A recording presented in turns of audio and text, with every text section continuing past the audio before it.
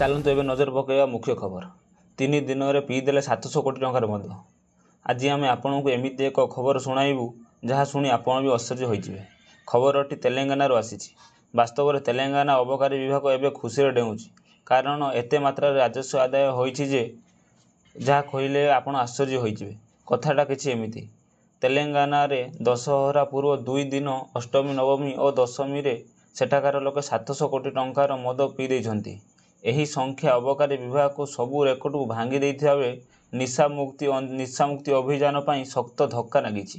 ମିଳୁଥିବା ସୂଚନା ମୁତାବକ ସେପ୍ଟେମ୍ବର 30 ତାରିଖରେ ରେକର୍ଡ 333 କୋଟି ଟଙ୍କାର ମଦ ବିକ୍ରି ହୋଇଥିଲା ବେଳେ 2 ଦିନ ମଧ୍ୟରେ 367 କୋଟି ଟଙ୍କାର ବ୍ୟବସାୟ ହୋଇଛି, ଯାହା 3 ଦିନ ମିଶି 697.23 କୋଟି ହୋଇଥିଲା।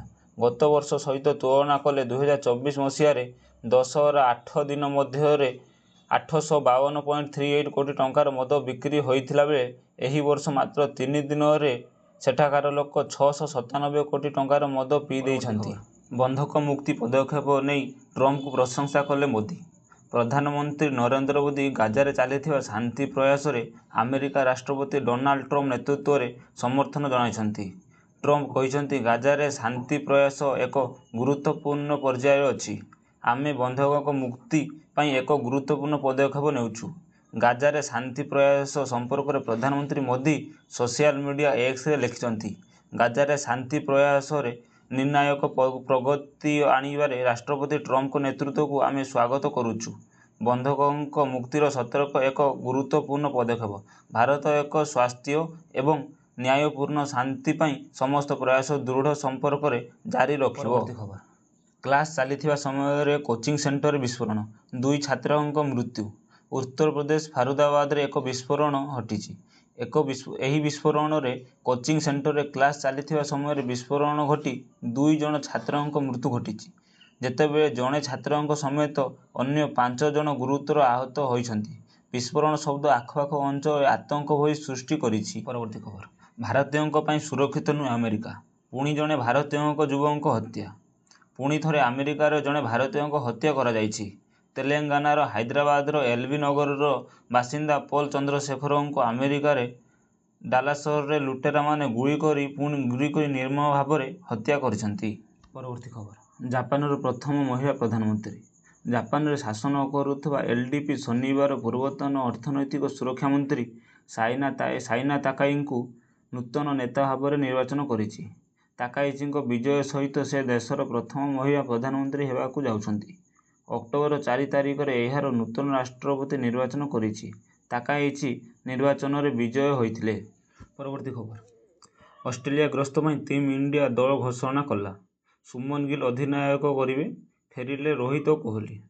ଭାରତୀୟ ବିସିସିଆଇ ପକ୍ଷରୁ ଅଷ୍ଟ୍ରେଲିଆ ଗସ୍ତ ପାଇଁ ଟିମ୍ ଇଣ୍ଡିଆର ଓଡିଆଇ ଦଳ ଘୋଷଣା ହୋଇଛି। ଓଡିଆଇ ଦଳ ପାଇଁ ସୁମନ ଗିଲ୍ ଅଧିନାୟକ କରିଥିଲା ବେଳେ ଦଳକୁ ରୋହିତ ଶର୍ମା ଓ ବିରାଟ କୋହଲି ଫେରିଛନ୍ତି। ଟିମ୍ ଇଣ୍ଡିଆର ଅକ୍ଟୋବର ଓ ନଭେମ୍ବର ଅଷ୍ଟ୍ରେଲିଆ ବିରୋଧରେ 3ଟି ଓଡିଆଇ ଓ 5ଟି ଟି20 ମ୍ୟାଚ୍ ଖେଳିବ। 2.5 ଦିନରେ ଶେଷ ହେଲା ପ୍ରଥମ ଟେଷ୍ଟ। 140 ରନରେ ଟିମ୍ ଇଣ୍ଡିଆର ବୃହତ୍ ବିଜୟ। ଅହମ୍ମଦାବାଦରେ ଖେଳାଯାଇଥିବା ଭାରତ ଓ ୱେଷ୍ଟଇଣ୍ଡିଜ ମଧ୍ୟରେ ଟେଷ୍ଟ ସିରିଜର ପ୍ରଥମ ମ୍ୟାଚ୍ରେ 140 ରନରେ ଟିମ୍ ଇଣ୍ଡିଆକୁ ବିଜୟୀ ହୋଇଛି। ଏହି ମ୍ୟାଚ୍ରେ ଟିମ୍ ଇଣ୍ଡିଆର ଚମତ୍କାର ପ୍ରଦର୍ଶନ କରିଛି। ପରବର୍ତ୍ତୀ ଖବର। ପ୍ରିଲିମ୍ସ ପରେ ପ୍ରକାଶ ପାଇବ ପ୍ରୋଭିଜନାଲ ଆନ୍ସର କି? ନିଷ୍ପତ୍ତି ସମ୍ପର୍କରେ ସୁପ୍ରିମକୋର୍ଟକୁ ଜଣାଇଲା ୟୁପିଏସ୍ସି। ଏକ ପ୍ରମୁଖ ନୀତିଗତ ପରିବର୍ତ୍ତନରେ ୟୁପିଏସ୍ସି ସୁପ୍ରିମକୋର୍ଟକୁ ଜଣାଇଛି ଯେ ପରୀକ୍ଷା ହେଲେ ଏବେ ସିଭିଲ ସର୍ଭିସ ପ୍ରିଲିମିନାରୀ ପରୀକ୍ଷାର ପ୍ରୋଭିଜନାଲ ଆନ୍ସର କି ପ୍ରକାଶ ପାଇବ। ସିଭିଲ ସର୍ଭିସ ପରୀକ୍ଷା ପ୍ରକ୍ରିୟାକୁ ସୁବିଧା ଓ ସ୍ୱଚ୍ଛତା ବୃଦ୍ଧି କରିବା ପାଇଁ ପଦକ୍ଷେପ ନେବା ପାଇଁ ଏକ ରିଟ୍ ପିଟିସନ ଜବାବରେ ଦାଖଲ କରାଯାଇଥିଲା। ଏକ ସତ୍ୟପାଠରେ କମିଶନ ଏହା ପ୍ରକାଶ କରିଛନ୍ତି। ନେପାଳ ପରେ ମର୍କୋରେ ଜେନ୍-ଜେଡ୍ ଆନ୍ଦୋଳନ। ନେପାଳ ପରେ ମର୍କୋରେ ଜେନ୍-ଜେଡ୍ ସଦସ୍ୟମାନେ ସେପ୍ଟେମ୍ବର ଶେଷ ସପ୍ତାହରୁ ରାସ୍ତାରେ ପ୍ରତିରୋଧ କରୁଛନ୍ତି। ଧୀରେ ଧୀରେ ଜେନ୍-ଜେଡ୍ଙ୍କ କ୍ରୋଧ ସାରା ଦେଶରେ ବ୍ୟାପିବାରେ ଲାଗିଛି। ନେପାଳ ପରି ମର୍କୋସର ଯୁବ ବର୍ଗମାନେ ଏବେ ସରକାରଙ୍କୁ ଭାଙ୍ଗିବାକୁ ଦାବି କରୁଛନ୍ତି। ଏହି ପ୍ରତିବାଦରେ ଏପର୍ଯ୍ୟନ୍ତ 3 ଜଣଙ୍କର ମୃତ୍ୟୁ ହୋଇଗଲାଣି। ପରବର୍ତ୍ତୀ ଖବର। କଫ୍ ସିରପ ମାମଲାରେ ରାଜସ୍ଥାନ ସରକାରଙ୍କ କାର୍ଯ୍ୟାନୁଷ୍ଠାନ। କମ୍ପାନୀର 19 ଔଷଧ ଉପରେ ପ୍ରତିବନ୍ଧକ। ମଧ୍ୟପ୍ରଦେଶ ଏବଂ ରାଜସ୍ଥାନରେ କଫ୍ ସିରପ୍ ଖାଇବା ପରେ 12 ଜଣ ଶିଶୁଙ୍କ ମୃତ୍ୟୁ ଘଟିଛି। ଏହି ପିଲାମାନଙ୍କ ମଧ୍ୟରୁ ଅଧିକାଂଶ ମଧ୍ୟପ୍ରଦେଶର ଛିନ୍ଦୱାଡ଼ାର ଥିଲେ। କଫ୍ ସିରପ୍ ମୃତ୍ୟୁର କାରଣ ବୋଲି କୁହାଯାଉଛି।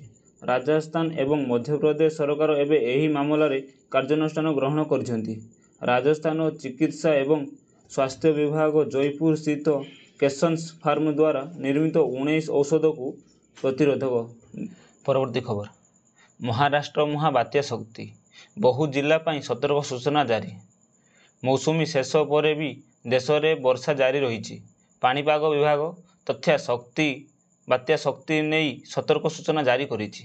ଅକ୍ଟୋବର 4ରୁ 7 ତାରିଖ ପର୍ଯ୍ୟନ୍ତ ମହାରାଷ୍ଟ୍ରର କିଛି ଜିଲ୍ଲାରେ ଏହାର ପ୍ରଭାବ ଅନୁଭୂତ ହେବ ବୋଲି ପାଣିପାଗ ବିଭାଗ ପକ୍ଷରୁ ସୂଚନା ଜାରି କରାଯାଇଛି। ପରବର୍ତ୍ତୀ ଖବର, ଯାତ୍ରୀବାହୀ ବସ୍ ଭାରୀଯାନ ମୁହାଁମୁହିଁ, ଟ୍ରକ୍ ଡ୍ରାଇଭର ମୃତ୍ୟୁ, 20ରୁ ଅଧିକ ଆହତ। ନବରଙ୍ଗପୁର ଜିଲ୍ଲା ପାପଡ଼ାହାଣ୍ଡି ଦେଇ ଯାଉଥିବା 26 ନମ୍ବର ଜାତୀୟ ରାଜପଥରେ ଟ୍ରକ୍ ଓ ଯାତ୍ରୀବାହୀ ବସ୍ ମଧ୍ୟରେ ଧକ୍କା ହୋଇଛି। ଫଳରେ ଟ୍ରକ୍ ଡ୍ରାଇଭରଙ୍କ ମୃତ୍ୟୁ ଘଟିଥିବା ବେଳେ 20ରୁ ଅଧିକ ଯାତ୍ରୀ ଆହତ ହୋଇଛନ୍ତି। ଆହତମାନଙ୍କୁ ମୌଦଳପୁର ପୁଲିସ ଉଦ୍ଧାର କରି ମେଡିକାଲ ପଠାଇଛି।